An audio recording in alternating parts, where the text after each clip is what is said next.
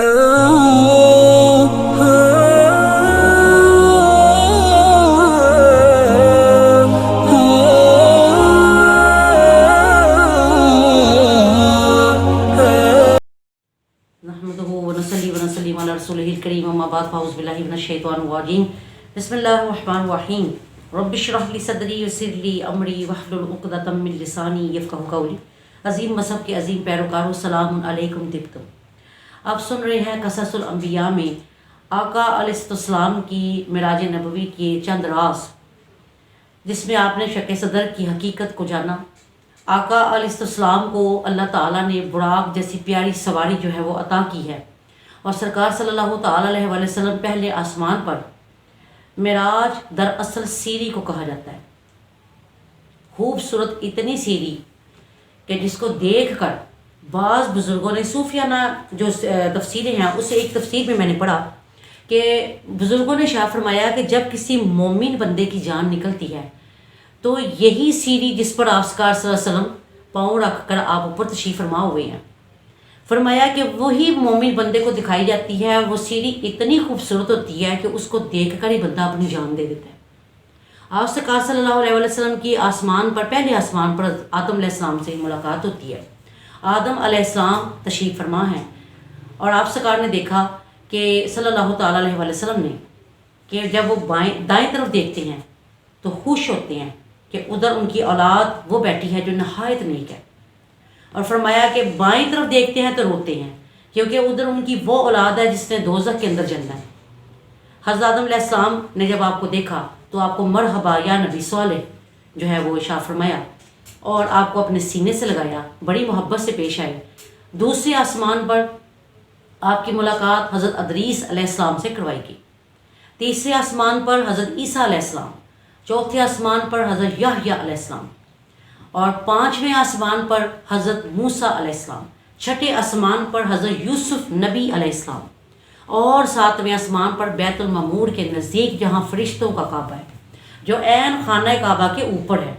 हत्ता कि आप सरकार ने फरमाया कि बैतुल मामूर से कोई चीज़ अगर फेंकी जाए तो वो ऐन काबे की छत पर आएगी।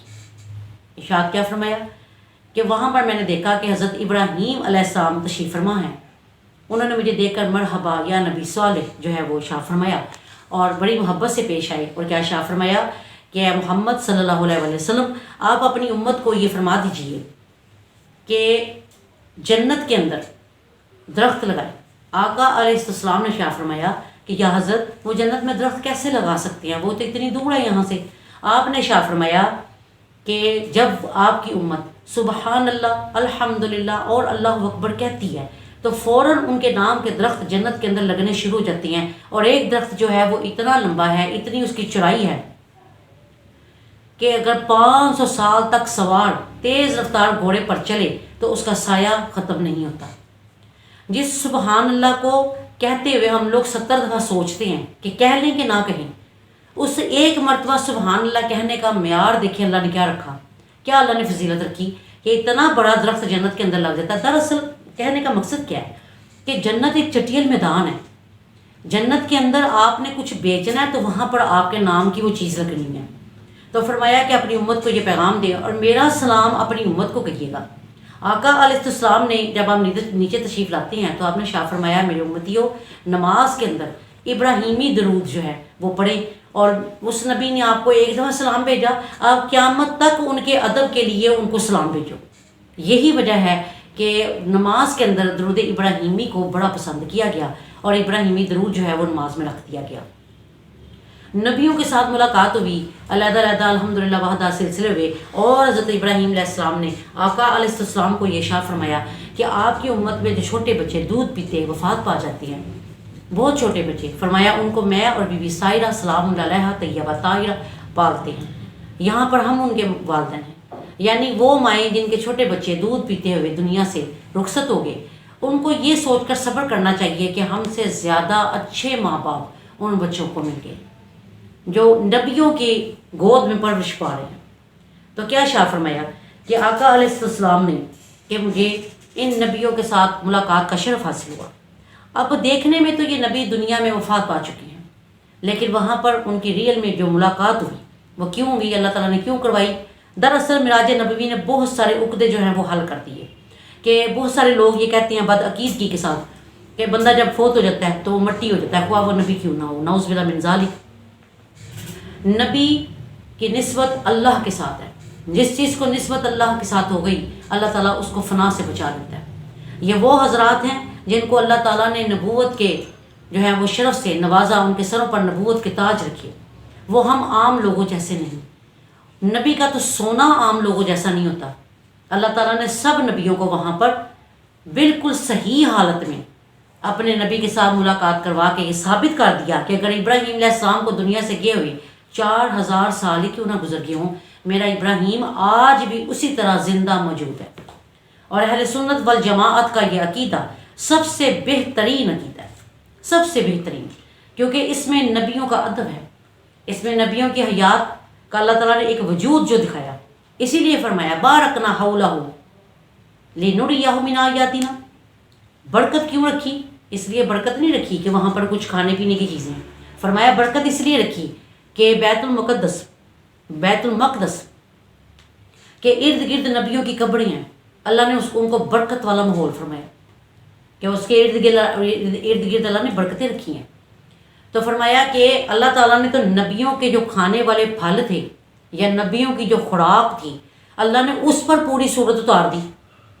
والتین والزیتون، نبی انجیر بھی کھاتے تھے، زیتون بھی کھاتے تھے۔ اللہ تعالیٰ نے اس درخت کو اتنا بابرکت کیا کہ زیتون مبارکن کا لفظ زیتون کے ساتھ استعمال کیا۔ نبیوں کی کھانے والی خوراک اللہ کو اتنی عزیز ہے، اور ہمارے نبی کے تو کھجور کا پورا درخت کا ہی ذکر کر دیا، پوری صورت ہی بنا دی۔ تو کہنے کا مقصد کیا ہے کہ نبی جتنے بھی آئے، انبیاء اکرام، رسول اکرام، اللہ تعالیٰ نے ان کے مرتبے مقام بڑے اونچے بنائے۔ اور ہمارے نبی کے ساتھ جب ان کی ملاقات ہوئی تو علیحدہ علیحدہ جو بھی وہاں پر گفتگو ہوئی، زیادہ گفتگو تو نہیں ہوئی کیونکہ آپ سرکار کا بھی سفر بہت تھا، تو آپ سرکار صلی اللہ تعالیٰ علیہ وآلہ وسلم 500 سال کا عرصہ ہے ایک آسمان سے دوسرے آسمان تک جاتے ہوئے، تو 3500 سال تو سرکار نے یہی بسر کی ہے۔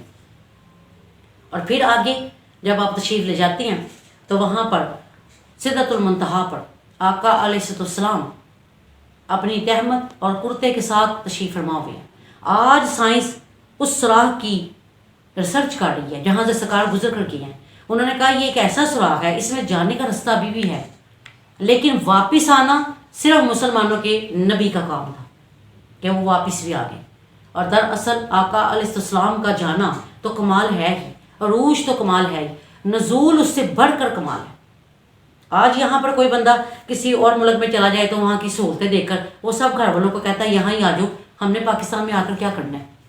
لیکن قربان جائیں اپنے پاک نبی کے کہ وہ رب دیکھ کر کیا کہہ رہے ہیں کہ میں نے واپس جانا ہے۔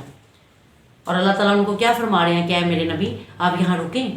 فرمایا نہیں، اب میرے صحابی جو ہیں ان کے اٹھنے کا وقت ہو گیا، اب میں جا رہا ہوں۔ جب میرا صدیق مجھے نہ پائے گا، میرا عمر، میرا عثمان، میرا علی علیہ السلام مجھے نہ پائیں گے تو وہ پریشان ہو جائیں گے۔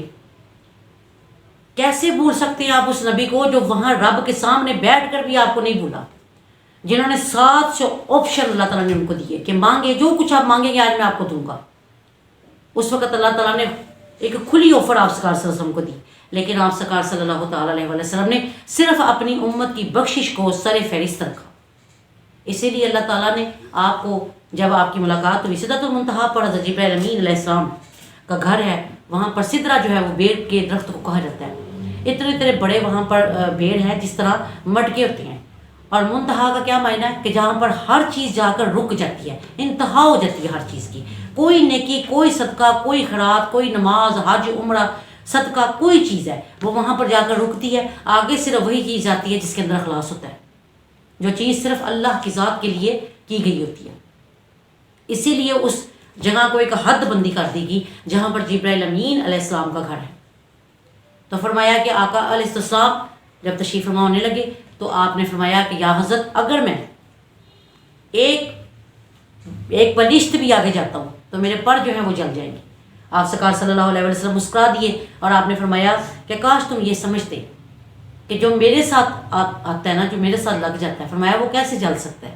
بہرحال اب آپ نے یہ بات کر دی، فرمایا اب آپ اتنا آگے میرے ساتھ آئے ہیں تو آپ مانگیں کہ میں اللہ تعالیٰ کے حضور آپ کے لیے کیا جو ہے وہ پوچھوں۔ کوئی آپ کے لیے عرض آپ کے دعا کوئی ہے آپ کی تو بتائیں. تو آپ نے فرمایا یا حضرت میں صرف یہ کہنا چاہتا ہوں کہ آپ کی امت کا مرتبہ و مقام جو میں نے دیکھا، جو اللہ کے نزدیک کا آپ کی امت کی عزت ہے، میں یہ چاہتا ہوں کہ روز قیامت جب آپ کی امت پل صراط سے گزرے تو میں اپنے 600 پر ان کے قدموں کے نیچے بچھاؤں تاکہ ان کو پل صراط کی سختی محسوس نہ ہو. ہم وہ امت ہیں کہ روز قیامت VIP امت کر کے میں اٹھایا جائے گا. جب ہمارے نبی کو پکارا جائے گا، ہمیں بلایا جائے گا تعال یا اولیائی، آؤ میرے دوستو، ہمیں اتنی عزت وہاں دی جائے گی. لیکن افسوس کہ ہم لوگوں نے اپنے آپ کو بد عملیاں کر کر کے اتنا گنوا لیا، اتنا خراب کر لیا کہ ہم آج کلمہ پڑھتے ہوئے بھی بعض کا ڈرتے ہیں کہ اللہ پتہ نہیں یہ بھی قبول ہوگا کہ نہیں ہوگا. تو بہرحال اب آگے آقا علیہ السلام کو کیا کچھ اللہ تعالیٰ نے عطا کیا، آپ نے کن کن جہانوں کی سیر کی، انشاءاللہ تعالیٰ آپ کو اگلی ایپیسوڈ میں ہم بتائیں گے. وما علینا الا البلاغ المبین وبلغنا رسولہ النبی الکریم الامین. تو یاسین.